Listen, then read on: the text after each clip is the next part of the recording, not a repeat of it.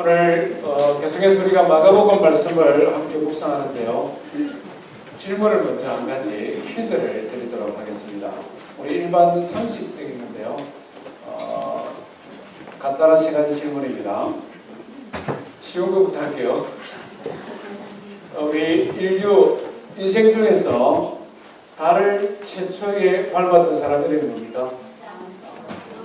예, 닐 암스트롱. 와, 대단하죠, 그죠? 이렇게 어려운 것을 질문하자마자 답변하니까 대단합니다. 두 번째 밟은 사람이 누굽니까?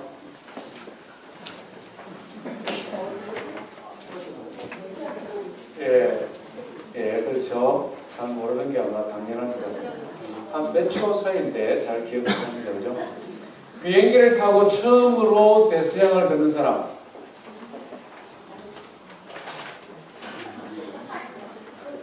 라이트 형제는 조지아 등판을 조금 날랐죠. 네, 최초에 비행기 만든 사람은 라이트 형제고, 네, 조지아 등판을 조금 날랐습니다. 이 대서양을 날라서 건너간 사람. 젊은 사람은 잘 모릅니까? 예, 우리가 다 일상이 바쁘기 때문에 저도 이걸 준비하기 전에는 기억 못했을 수도 있습니다. 찰스 린드버그라는 사람이죠. 네, 린드버그. 예, 기억나죠? 남극을 최초로 이렇게 정복이라는 표현이 죄송한데 이렇게 남극점에 도달하고 남극 탐험한 사람. 아문센. 예, 노르웨이의 아문센입니다. 혹시 이등은 아십니까? 이등 잘 모르시죠? 예, 잘 몰라요. 오늘 설교가 됩니다. 얼마 전에 몇 해 전이죠. 한국 그 기업에서 카피라이트가 이런 광고를 했습니다. 아무도 이등을 기억하지 않는다. 생각납니까 혹시? 아무도 이등을 기억하지 않는다. 그러면서 이등을 쭉 소개했습니다. 이 사람들이죠. 달을 밟았던 에드윈 버즈 올드린이 2등이었습니다. 그리고 비행기로 대서양을 걷는 사람은 클래런스 챔블린 2주 뒤에 대서양을 건넜는데 아무도 기억을 못합니다. 예, 최초로 남극점을 도달한 사람 아문센이고 노르웨이 사람이었습니다. 두 번째는 영국의 대령 로버트 스콧이라는 대령이었습니다. 아무도 2위를 기억하지 않는다. 단순한 광고의 카피 내용만 아닌 것 같습니다. 일상의 우리의 삶에 이런 것들이 굉장히 많습니다. 올림픽을 봐도 그렇습니다. 올림픽 금메달리스트들은 잘 기억하지만 은메달, 동메달은 잘 기억을 못합니다. 특별히 우리 한국 정서가 이게 강합니다. 설교 준비를 하면서 살펴보니까 올림픽위원회에서는 공식적으로 메달 집계를 하지 않는다고 합니다. 그리고 미국 같은 나라는 금, 은, 동 관계없이 메달을 제일 많이 획득한 사람이 가장 뛰어난 사람으로 평가한다고 합니다. 또 어떤 사람은 그것도 불공평하다. 인구 대비로 평가해 봐야 된다. 말하자면은 중국 10억 넘는 사람들 중에 금메달 10개 하는가 하고 인구가 2천만 명도 안 되는데 금메달 2개 하는가 하고 이거는 같이 비교하면 안 된다. 이런 주장들이 있습니다. 근데 우리 대한민국 특별히 경쟁이 좀 심한 편이죠. 대학도 인류 대학만 생각합니다. 심지어 미국에 왔어도 아이비리그를 위시한 몇몇 대학만 대학인 줄 알고 그것만 목표로 하는 경우도 많습니다. 세상은 끊임없이 서열을 매기고 그 서열의 정상 1등, 그 1등 하는 것에 목을 메고 달려가는 그런 모습들을 보게 됩니다. 이것은 세상뿐만 아니라 예수님의 제자들도 그랬습니다. 우리가 복음서를 읽어보면 예수님의 제자들이 싸웠다 이런 표현들이 자주 있는데요. 뭐 때문에 싸웠느냐 살펴보면 누가 1등이냐, 누가 어뜸이냐 이것을 가지고 제자들이 싸웠습니다. 오늘 우리가 살펴볼 주제도 이겁니다. 예수님의 제자들이 누가 어뜸이 될 것이냐, 누가 예수님의 오른쪽에 왼쪽에 앉을 것이냐 이걸 가지고 다투는 장면입니다. 이 모습을 통해 하나님께서 우리에게 주시는 교훈이 무엇인가 이것을 살펴보겠습니다. 본문은 마가복음 10장입니다. 마가복음 10장 32절부터 45절 말씀입니다. 예수님의 생각과 제자들의 생각, 제자들이 서로 다투는 내용, 그런 것들 중심으로 말씀을 읽어보겠습니다.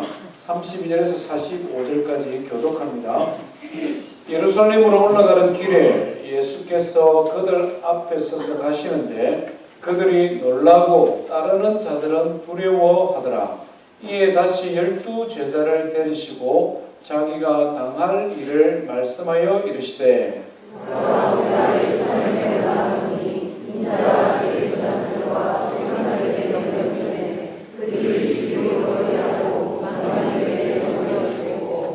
그들은 능욕하며 침뱉으며 채찍질하고 죽일 것이나 그는 3일 만에 살아나리라 하시니라.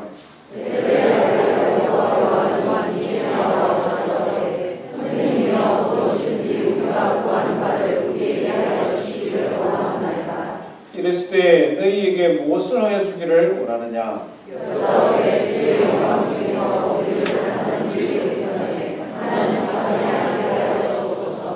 예수께서 이르시되 너희는 너희가 구하는 것을 알지 못하는도다. 내가 마시는 잔을 너희가 마실 수 있으며 내가 받는 세례를 너희가 받을 수 있느냐?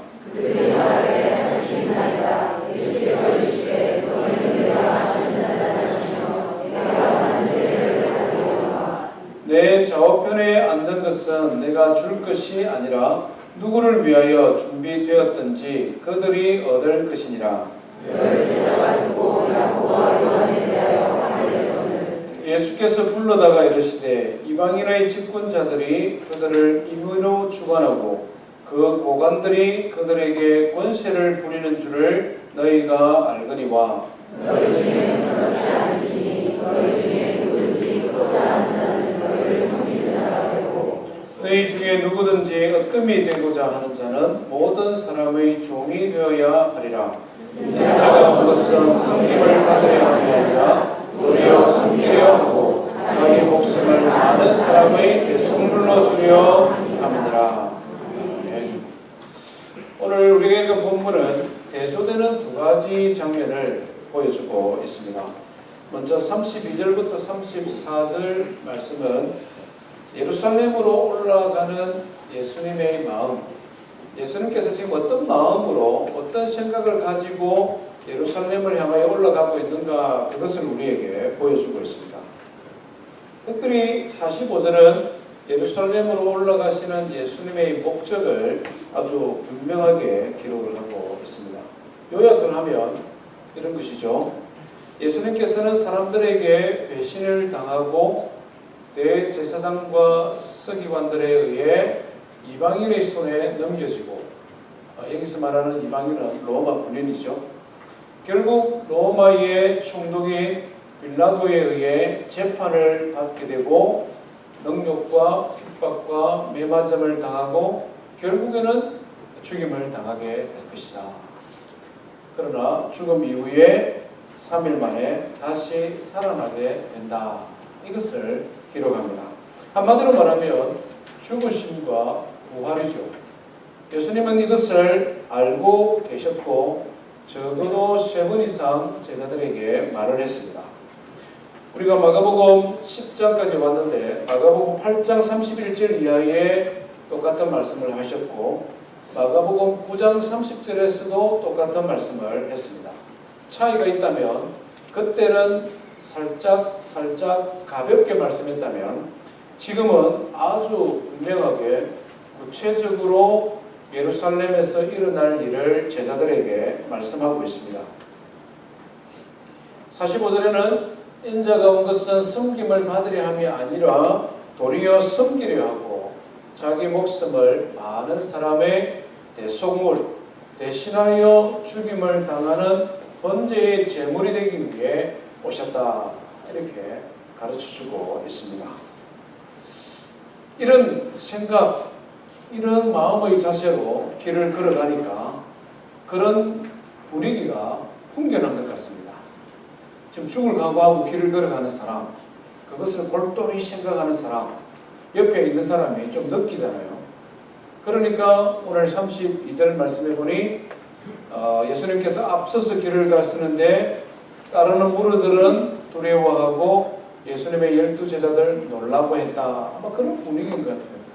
그런 분위기 속에서 예수님이 길을 걸어가시는데 이런 예수님의 모습과는 전혀 다른 제자들의 모습을 또 보여주고 있습니다. 야고보와 요한, 형제죠. 이 형제가 예수님에게 지금 청탁을 하고 있습니다. 여짜오대 한글 쓰는 이렇게 여짜오대 이런 말 하고 있는데 리퀘스트 한다, 요구한다. 뭘 요구하느냐? 35절에 보니 선생님 무엇이든지 우리가 구하는 것을 우리에게 주십시오. 이렇게 말합니다. 무엇이든지 우리에게 원하는 것을 주십시오. 지금 예수님께서 이렇게 이제 예루살렘으로 올라가시면 그곳에서 왕이 되실 터인데, 말하자면 영광 중에 올라가실 터인데, 왕이 되시면 우리에게 하나는 오른쪽 국무장관, 하나는 왼쪽 국방부 장관이 되게 하여 주십시오. 꼭 체주 같지 않습니까? 체주. 맡기놓고 지금 달라는 사람 같죠? 무엇이든지 원하는 대로 우리에게 주십시오. 베드로, 야고보와 요한은 좀 웃기는 친구들입니다. 예수님에게 맡기놓은 것 같아요. 너무나 당당하게 주십시오. 예수님께서 뭐 달라고 이렇게 물었습니다. 무엇을 원하느냐? 그러니까 하는 말이 국무장관과 국방부 장관 자리를 주십시오. 내각의 서열 1, 2 자리를 우리에게 주십시오. 이 말을 듣고 있던 다른 제자들이 어떻게 합니까? 41절에 보니까 야고보와 요한에게 화를 내었다. 똑같은 사건을 다루고 있는 누가복음 22장 4절에는 보니까 제자들이 서로 경쟁하고 싸웠다. 성경이 이렇게 기록을 하고 있습니다. 짐작하면 이런 거죠. 다 비슷한 생각을 가지고 예수님을 따라가는데 야고보와 요한이 선수를 치는 겁니다. 그러니까 그것을 보고 있던 제자들이 가짜는 거죠. 베드로가 아마 제일 화를 내지 않았을까, 제 생각입니다. 나이도 어린 것들이. 그래도 내가 제일 나이가 많고 예수님이 표적과 기사를 행할 때 내가 옆에 있었고, 심지어 인자가 세상 사람들이 나를 누구라 하느냐 할 때 베드로가 뭐라고 대답했습니까? 주는 그리스도시요 살아계신 하나님의 아들이다, 이렇게 대답했을 때 예수님이 그를 칭찬해 주지 않습니까?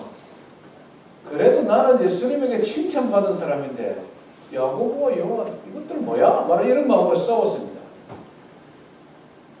선생님과 제자들이 너무 다른 모습이죠. 선생님 예수님은 십자가에서 고난당하시고 죽으실 것을 생각하며 예루살렘으로 올라가는데, 제자들은 예수님이 영광 중에 임하시면, 예수님이 왕이 되시면 국방부 장관이 되겠다, 국무장관이 되겠다, 그걸 가지고 지금 싸우고 있다는 것입니다. 왜 이렇게 제자들이 예수님의 말씀을 기억도 못하고 이해도 못했을까요? 예수님의 제자들이 특별히 멍청해서 그럴까요?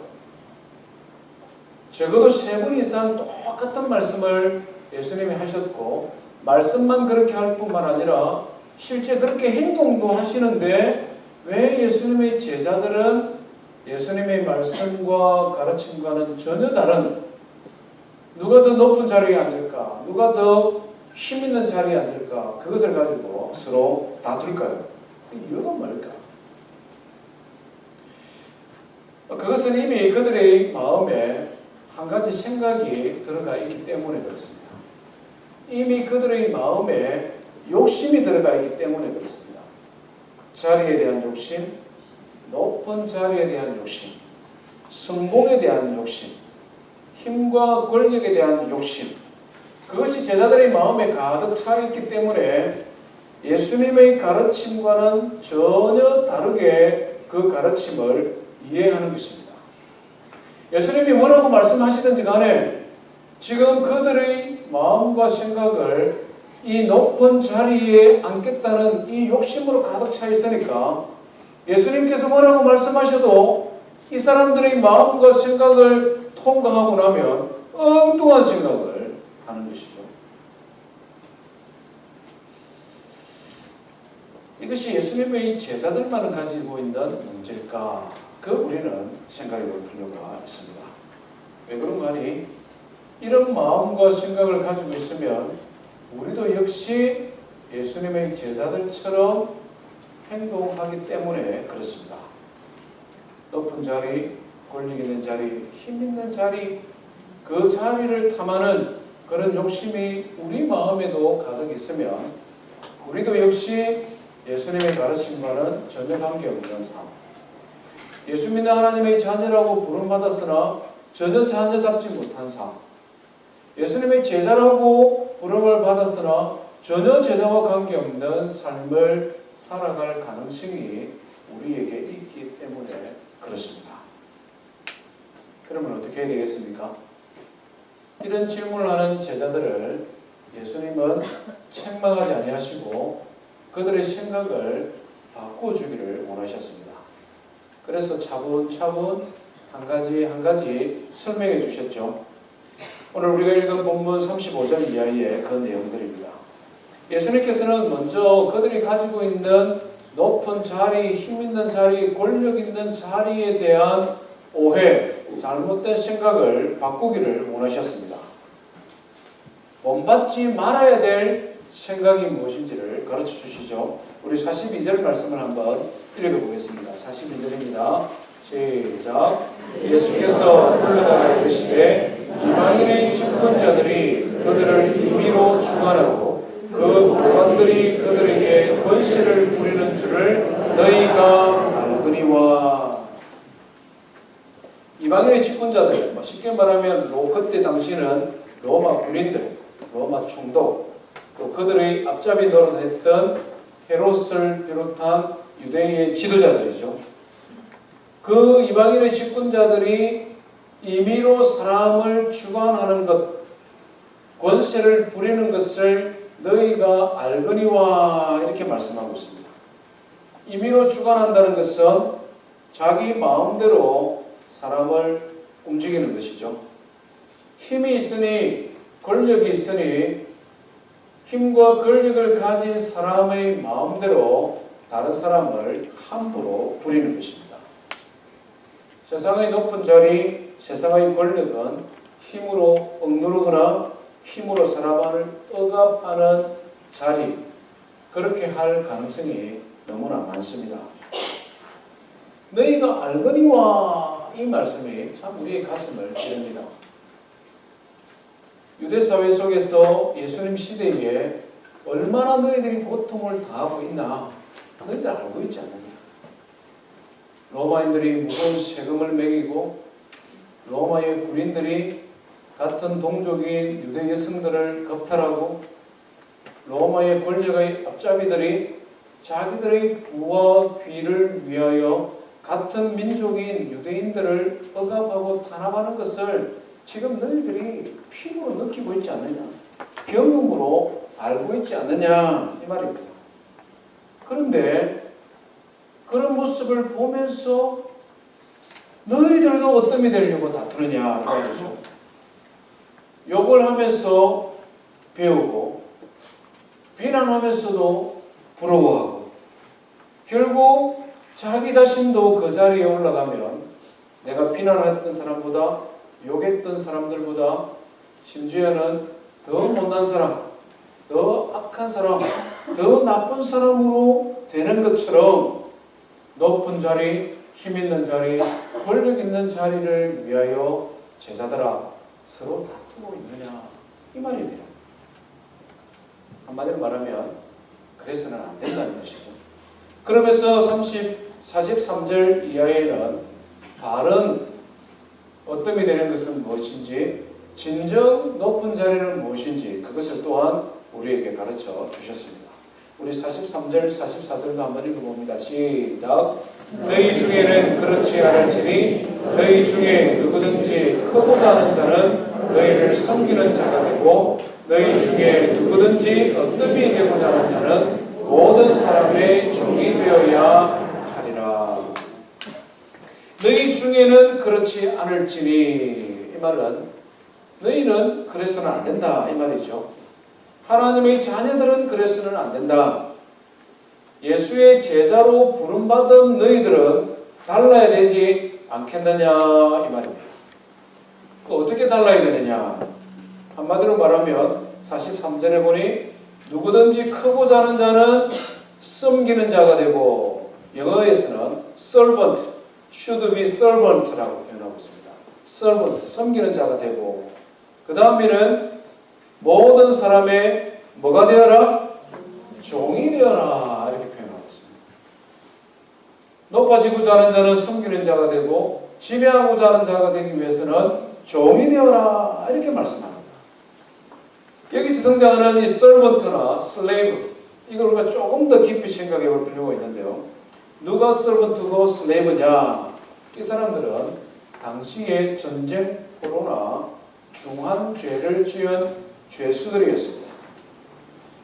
전쟁에서 지게 되면 포로들은 죽임을 당하거나 노예로 팔려갔죠. 그가 살아남을 수 있는 유일한 이유는 주인의 마음입니다. 그렇지 않습니까? 전쟁에서 이긴 승리한 사람이 내가 죽이고 싶으면 죽어버리면 그 자체로 끝나가는 것이죠. 그래서 servant나 slave다, 종이나 섬기는 자가 된다 하는 것은 이미 죽은 자와 똑같다는 것입니다. 그가 지금 살아있는 유일한 이유는 주인이 그를 살려주기로 마음을 먹었기 때문입니다. 다른 말로 하면 주인의 은혜 때문에 그가 지금 살아있다는 것이죠. 그렇기 때문에 그는 제2의 인생을 사는 것입니다. 다른 전쟁 포로들은 다 죽었는데 내가 살아남았다는 것입니다. 그것은 주인의 은혜 때문에 살아남았다는 것입니다. 그것이 종이의 서울서 이 말입니다. 주인의 일을 위해 일을 하고 주인의 명령에 복종하는 것, 그래서 주인의 마음을 기쁘게 하는 것, 이것이 servant와 slave, 종이 할 수 있는 유일한 일이었습니다. 최선을 다하고 수고하고 자기의 수고의 결과 좋은 열매가 맺혔다고 해서 속으로 생각하기를 나는 설모가 있는 사람이고 이만하면 능력 있는 사람이고 주인이 나를 인정해주고 나를 위로해 주시고 격려해 주시고 심지어는 나를 해방시켜 줄 것이다, 이런 생각조차를 하면 안 되는 것이 servant요, slave, 종이다. 왜?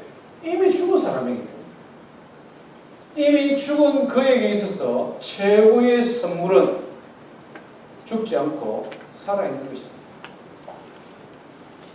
그것이 servant와 slave, 종이 되라 하는 말씀의 의미라는 것이죠. 이 의미를 잘 아는 제자들이 얼마나 고민이 되었을까 한번 생각해 봤습니다. 자기들은 높은 서기, 서열 1, 2위가 되고자 하는 소망을 가지고 예수님을 따라가고 있는데 예수님께서는 오히려 종이 되라, servant가 되라 이렇게 말을 하니까 얼마나 이것이 부담스럽고 힘이 되겠습니까?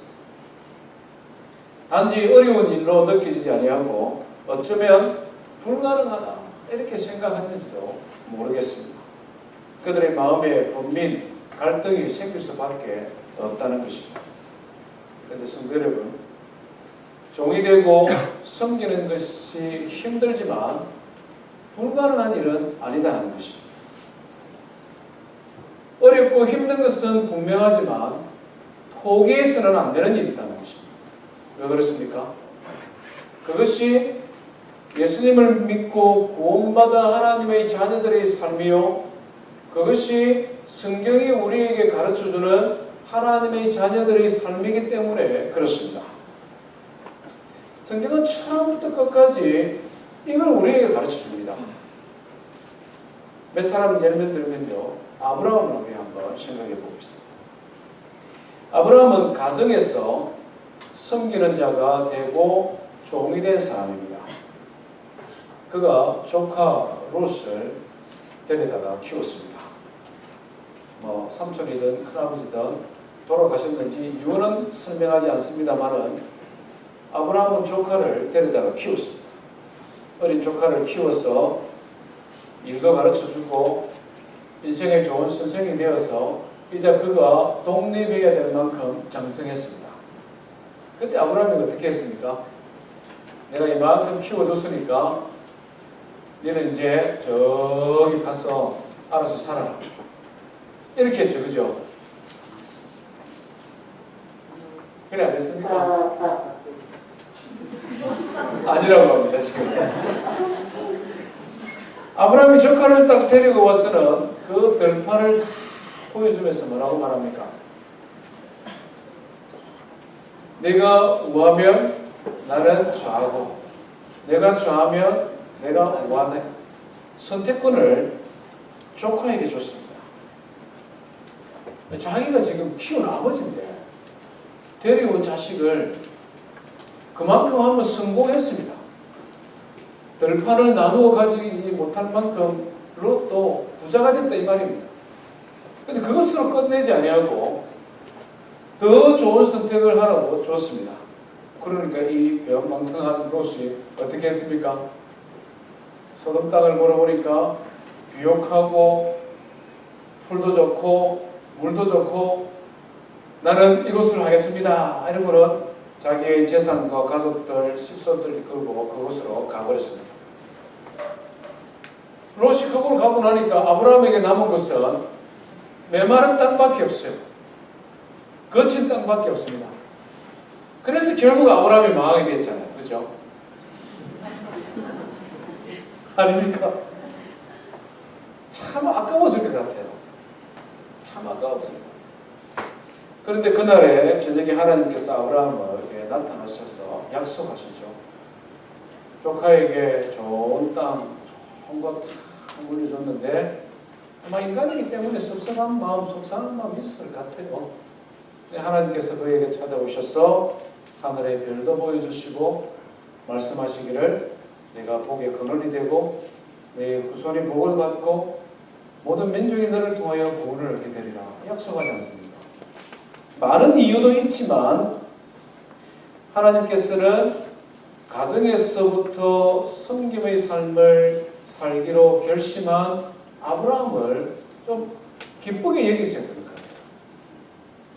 그래서 그를 믿음의 조상으로 삼아 주셨습니다. 모세는 조금 큰 공동체, 이스라엘 공동체를 위해 섬김의 삶을 살았던 대표적인 인물입니다. 하나님으로부터 보냄받은 선지자였고 신비한 표적과 기사를 많이 행했던 사람입니다. 그럼에도 불구하고 출애굽 이후 40년 동안 광야에서의 삶은 힘들고 어려운 삶이었습니다. 광야 교회를 이끌어가는데 너무 힘들었습니다. 걸핏하면 불만하지 않습니까? 물이 없어 목이 마르도 모세를 원망했습니다. 먹을 것 없다고 원망했습니다. 그래서 고기를 많이 주니까 너무 많이 먹어서 탈이 나고 그것 때문에 또 원망했습니다. 걸핏하면 찾아와서 원망하고 우상숭배하고 또 다른 지도자를 세워서 애국으로 돌아가자고 목소리 높였던 사람들이 광야 교회 이스라엘 백성들이었습니다. 그럼에도 불구하고 모세는 끝까지 인내하면서 섬김의 모범을 보였습니다. 당신들이 어떻게 이럴 수가 있나? 내가 얼마나 고생했는데, 내가 얼마나 충성했는데 이렇게 따지지 않았죠. 심지어는 하나님께서 너무나 기가 차서 모세에게 제안을 하지 않습니까? 전부 다 죽여버리자.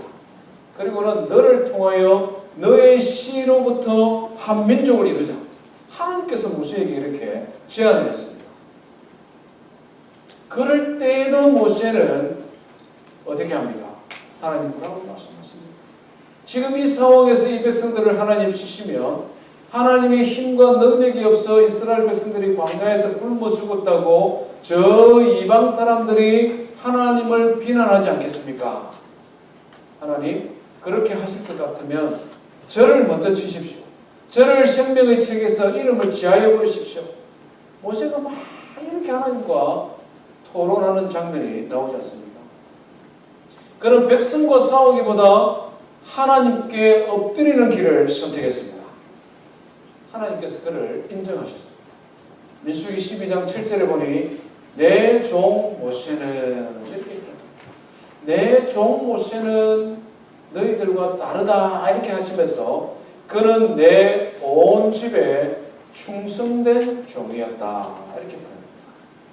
내 온 집에 충성된 종이었다. 내가 그를 나의 종으로 불러주었는데 그는 나의 집 이스라엘 백성 광야 교회의 종으로서 그들을 섬겼다.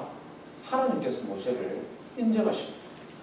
하나님께서 그를 인정하시니 세상에서 사람들이 오해하고 사람들 사이에 바른 평가 받지 못하더라도 그는 행복한 것입니다. 교회 공동체를 이끌어가는 영적인 리더들, 교회 공동체 안에서 어떻게 섬겨야 되는지를 모세는 우리에게 모범을 보여주고 있습니다. 신약시대에 오면 바울 사도죠. 바울 사도도 철저한 섬김의 모범을 보여주었습니다. 그는 인간적으로 보면 정말 1등 자격 있는 사람입니다. 뼈대 있는 베냐민 지파 출신이고 그 시대의 최고의 대학에서 공부를 했습니다. 유대 사회의 엘리트인 바리새파 회원이고 남에서부터 로마 시민권자고 언어에 탁월한 능력이 있어서 아람어, 헬라어, 히브리어, 자유자재로 여러 언어를 말하는 말 그대로 능력 있는 사람입니다. 그런데 그가 예수님을 만나고 난 다음에 자기 자신을 어떻게 평가하고 있느냐. 고린도전서 15장 7절 9절에 보니 나는 사도 중에 지극히 작은 자라 사도로 칭함을 받기에 감당치 못할 사람이다. 나는 사도의 자격이 없다. 사도로 인정받기에는 나는 너무나 부족한 사람이다. 이 정도만 해도 대단한 겸손인데 디모데전서 1장 15절 그가 죽기 전에 기록한 서신서에는 뭐라고 말합니까? 나는 죄인 중에 괴수다. 나는 죄인 중에 괴수다. 하나님 앞에 1등 성도가 아니라 죄인 중에 괴수라고 이야기합니다. 그리스도의 복음을 박해했고 교회를 핍박했고 모르고 했지만 하나님 앞에 범죄한 인생으로 살았으니 나는 죄인 중에 괴수다. 이렇게 말을 하며 시리아와 터키와 그리스와 로마와 땅끝까지 복음 전하는 선교사의 삶을 살았지 않습니까? 하나님께서 그의 삶을 축복하셨습니다. 인간적으로 볼 때는 고난이 많고 핍박이 많고 환난이 많았으나 하나님께서 그를 선교사로 들어 사용하셨고 그를 성경의 저자가 되게 하셨는데 신약 성경 27권 중에 적어도 13권이 바울의 기록이라고 볼 수 있습니다. 목사의 목사가 되어서 2000년 기독교 역사 동안 모든 교회를 섬기는 성도들이 교회의 영적인 리더들이 그가 기록으로 남겨준 서신서를 읽고 목회를 배우고 예수님을 배우고 하나님의 교회를 어떻게 섬겨야 되는지를 배우는 목사의 스승, 목사의 목사로 쓰임받았다 하는 것입니다. 하늘의 상급이 얼마나 클까 생각해 봅니다. 섬김의 삶을 사는 것, 종으로 사는 것이 힘든 일은 분명하지만 불가능한 일은 아니다는 것이죠. 혼자서 외롭게 눈물 흘려야 되는 그런 아픔의 시간들은 분명히 있겠지만 인내하고 견디고 결국 걸어갈 수 있고 걸어가야 되는 예수의 제자의 삶이라는 것을 신앙의 선배들을 통해 우리에게 보여주고 있는 것입니다. 물론 성경의 최고의 모범은 예수님이시죠. 예수님. 그분은 정말 어떤 중에 어뜸이지 않습니까? 온 천지 만물을 창조하신 창조주 하나님이십니다. 말씀으로 천지 만물을 창조하실 때 함께 하셨던 분이십니다. 지금도 온 세상을 다스리시는 만물의 주권자가 되십니다.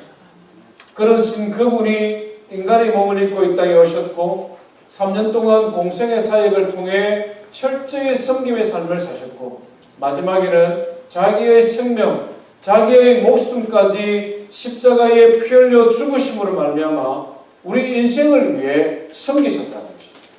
최고로 높으신 그분이 가장 낮아지심으로 우리 인생이 살아가야 될 길에 대하여 모범으로 우리에게 가르쳐주고 있다는 것입니다. 사랑하는 성도 여러분, 우리가 예수님을 믿고 구원받은 하나님의 자녀가 되었다는 것, 그것은 세상의 방식이 아닌 하나님의 방식으로, 세상의 가치관이 아닌 성경의 가치관을 따라 살겠다고 결심하는 것입니다. 힘들고 어렵지만 모든 사람의 종이 되라고 말씀하시는 그 주님의 가르침을 순종하며 살아가는 저와 우리 성도 되기를 주의 이름으로 축원드립니다. 오늘 예수님께서 이것을 초청하고 있습니다. 오늘 본문에 야고보와 요한이 국무장관 되게 해주시고 국방부 장관 되게 해주십시오 이렇게 막 요청을 할 때에 38절 말씀에 예수님께서 이렇게 질문합니다. 우리 한번 같이 읽어봅니다. 시작. 예수께서 이르시되 너희는 너희가 구하는 것을 알지 못하는도다. 내가 마시는 잔을 너희가 마실 수 있으며 내가 받는 세례를 너희가 받을 수 있느냐. 제자들이 뭔가를 착각하고 있으니까 예수님이 이제 가르쳐 주시는 것이죠. 오른쪽 왼쪽에 앉는 것, 그것보다 더 중요한 것은 그것은 권력을 가지고 지배하고 다스리는 것이 아니라 내가 마시는 잔, 고난의 잔이요 내가 받는 세례. 이스라엘 백성이 범죄하고 그래서 죄를 지으면 짐승을 잡아서 대제사장에게 가져오면 제사장이 짐승의 머리에 손을 얹고 그 죄지은 사람의 머리 위에 손을 얹고 기도했습니다. 사죄의 기도죠. 죄사함의 세례를 베푸는 것이죠. 이 사람의 죄를 이 짐승에게 전가시키는 세례입니다. 세례를 받은 이 짐승은 죽임을 당했죠. 번제의 제물이 되었다는 것입니다. 여기 지금 이 말씀을 하시는데요. 내가 마시는 잔, 고난의 잔, 핍박의 잔, 피의 포도주를 내가 마실 수 있겠느냐? 내가 받는 세례, 대신 죽는 대속 제물이 되는 그 세례를 너희가 받을 수 있겠느냐? 야고보와 요한은 덜컥 대답을 해버렸습니다. 깊이 고민도 하지 않고 그것이 얼마나 힘든 일인지, 그것이 얼마나 자기 본성과 싸워야 되는 일인지, 그것이 얼마나 괴롭고 힘든 인내의 삶인지를 모르고 덜컥 대답을 해버렸습니다. 39절에 뭐라고 말합니까? 그들이 말하되 할 수 있나이다. 한번 해보겠습니다. 이 사람들 전혀 의미를 잘 모르고 예수님이 하겠느냐 하니까 예수님이 하는 질문에 하겠습니다 하면은 잘 될 줄 아는 그거는 분명했던 것 같아요. 그러니까 고난의 잔, 십자가의 피 흘림의 그 세례인데 받겠느냐 하니까 예 받겠습니다. 근데 하나님께서 그들을 그 대답을 기쁘게 받으신 것 같아요. 예수님께서. 우리가 잘 아는 대로 야고보는 예수님의 12 제자들 가운데 첫 번째 순교자가 되었지 않습니까? 첫 번째 순교의 제물이 되었습니다. 그 세례를 그가 받은 것이죠. 요한은 어떻습니까? 제자들 중에 제일 오랫동안 살았습니다. 모든 제자들이 다 순교의 제물이 되어서 하나씩 사라져 갈 때에 끝까지 살아남았습니다. 이단이 생기고 교회가 혼란이 생길 때에 그때마다 그가 서신 편지를 적었습니다. 예수 그리스도의 복음을 정리했습니다. 요한복음, 요한 1서, 요한 2서, 요한 3서, 마지막에 종말에 있을 예수 그리스도의 재림과 세상의 심판에 대한 계시록의 말씀까지 요한이 기록하도록 하나님께서 그를 사용하셨지 않습니까? 뭣도 모르고 알겠습니다. 내가 주님의 고난의 잔, 주님의 세례를 나도 받고 동참하겠습니다 라고 그들이 대답했는데 예수님께서 그들의 삶을 축복하셨어요. 최초의 선교의 제물로 그들을 사용하셨고 그들의 생명을 오랫도록 연장시켜 주셔서 그들로 하여금 하나님의 말씀을 기록하고 이단과 싸우고 그래서 그리스도의 복음을 증거하는 도구로 요한을 사용해 주셨다는 것입니다. 그래서 주님께서 오늘 우리에게 동일하게 지금 말씀하십니다. 우리도 본성상 야고보와 요한처럼 어뜸이 되고 싶지 않습니까? 우리도 본성상 이 세상에서 힘 있는 자리, 권력 있는 자리에 가고 싶지 않습니까? 그 없는 사람이 어디에 있습니까? 예수님께서는 그 어뜸이 되고자 하는 우리의 본성, 우리의 소망을 그리스도의 복음을 위하여 사는 것으로 다시 초청하여 주십니다. 내가 마시는 잔을 너희도 마시고 내가 받은 세례를 너희도 받겠느냐? 오늘 우리에게 물어보십니다. 우리 성도님들 뭐라고 대답하시겠습니까? 주님이 걸어가신 그 길, 고난의 자리요, 그 세례를 나도 받고 나도 주님을 따르는 제자의 삶을 살기를 원하십니까? 잘 안 들려요. 알고 진지하게 아멘해도 좋고 야고보 요한처럼 주님이 할래 하니까 하겠다고 이거 얼마나 더 귀합니까? 하나님은 이렇게 해서 쓰시잖아요. 주님이 걸어간 고난의 십자가의 길, 그 세례를 여러분도 받기를 원하십니까? 네. 할렐루야.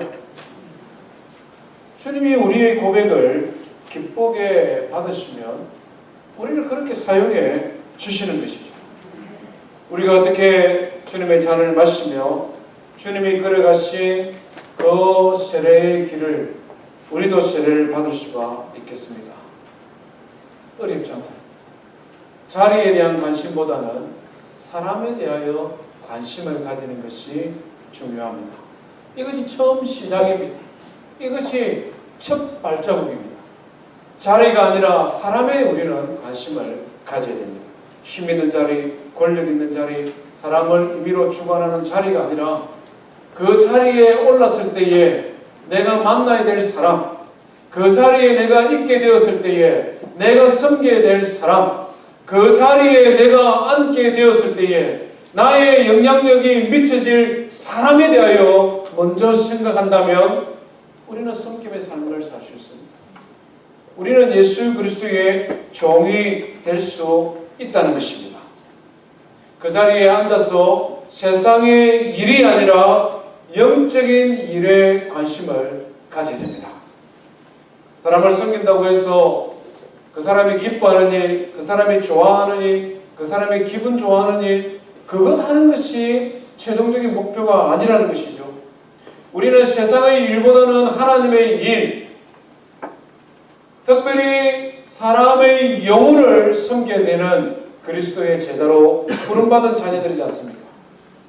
우리는 사람의 영혼에 관심을 가져야 됩니다. 그 사람이 병든 내면 그 사람이 죄로 오염된 우리 인생의 죄를 알게 하고 깨닫게 가르쳐 주어야 됩니다. 본인의 죄인됨을 깨닫게 해줄 뿐만 아니라 유일한 구원자가 되신 예수 그리스도를 만날 수 있는 기회를 제공하는 그 일을 위해 우리는 섬겨야 합니다. 우리가 사람에게 관심을 가지고 섬길 수 있는 길은 무궁무진합니다. 여러 가지 방법으로 우리는 사람을 섬길 수 있습니다. 그러나 그 섬김의 최종적인 목표가 뭐냐? 그 섬김을 통하여 최종적으로 우리가 도달해야 될 고지가 어디냐? 그것은 바로 그들의 영혼입니다. 우리가 무엇으로 어떤 방법으로 한 사람을 섬기든 그 섬김의 결과 그들이 예수 그리스도를 구주로 영접하고 하나님의 자녀가 되는 하나님의 아들과 딸을 만드는 그 일을 위해 우리가 섬겨야 됩니다. 마지막으로 어떻게 우리가 섬겨야 됩니까? 위를 보지 말고 아래를 보고 섬겨야 됩니다. 아래를 보고 섬겨야 됩니다. 사람에게 관심을 가지고 그들의 영적인 필요를 채우되 아래를 바라보고 섬겨야 됩니다. 위를 향한 섬김은 본의 아니게 우리 본의가 오해를 받을 수 있습니다. 청탁하는 것으로 오해될 수도 있고 아부하는 것으로 오해될 수도 있고 좋은 자리에 앉기 위해 미리 투자하는 것처럼 보여질 수도 있기 때문에 그렇습니다. 나보다 높은 사람, 나보다 힘 있는 사람, 나보다 영향력 있는 사람을 위해 섬기는 사람들은 많습니다. 그런 오해를 받아가면서도 섬기는 사람은 많습니다. 그러나 예수의 제자로 섬긴다는 것은 아니다는 것이죠. 나보다 약한 사람, 나보다 낮은 위치에 있는 사람, 나보다 영향력이 더 어린 사람, 그래서 내가 열을 주어도 하나를 다시 돌려받을 수 있을까 말까 한 그런 사람들에게 관심을 가지고 그들의 영적인 구원을 위하여 먼저 섬기는 것, 이것이 진정한 섬김입니다. 이것이 예수의 제자로 섬기는 것입니다. 예수님께서 우리에게 모범을 보여주신 섬김입니다. 예수님은 어떤 커트라인을 정해놓고 이 정도 자격이 되는 사람들의 질병을 고쳐주질 않았습니다. 예수님이 어떤 커트라인을 정해놓고 이 정도 자격되는 이상의 사람들을 제자로 부르지 아니하셨습니다.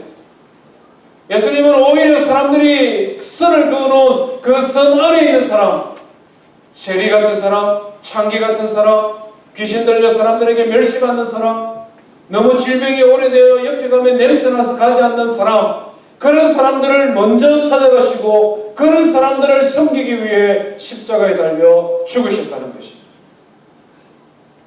우리가 섬김을 살다 보면 억울할 때도 있고 또 보람이 없을 때도 있고, 내가 이 일 하려고 목자 목녀로 헌신했나? 내가 이런 오해받으려고 내가 이 직분을 받았나? 이런 생각이 들 때가 문득문득 우리에게는 있습니다. 우리가 인생이기 때문에 그렇습니다. 그때마다 예수님을 기억하시기 바랍니다. 예수님이 우리에게 먼저 그런 모범을 보여주셨고, 그냥 우리에게 너희들이 하라고 말씀하지 아니하시고 먼저 그 일을 행하셨으니 우리가 힘들고 어려울 때 주님을 생각하고 주님이 우리에게 베풀어 주신 은혜를 먼저 기억하고 우리 역시 섬김의 삶을 살아가는, 그래서 예수의 제자가 되는 저와 모든 성도 되기를 주의 이름으로 축원드립니다. 우리 말씀을 기억하며 함께 하나님 앞에 찬송하겠습니다.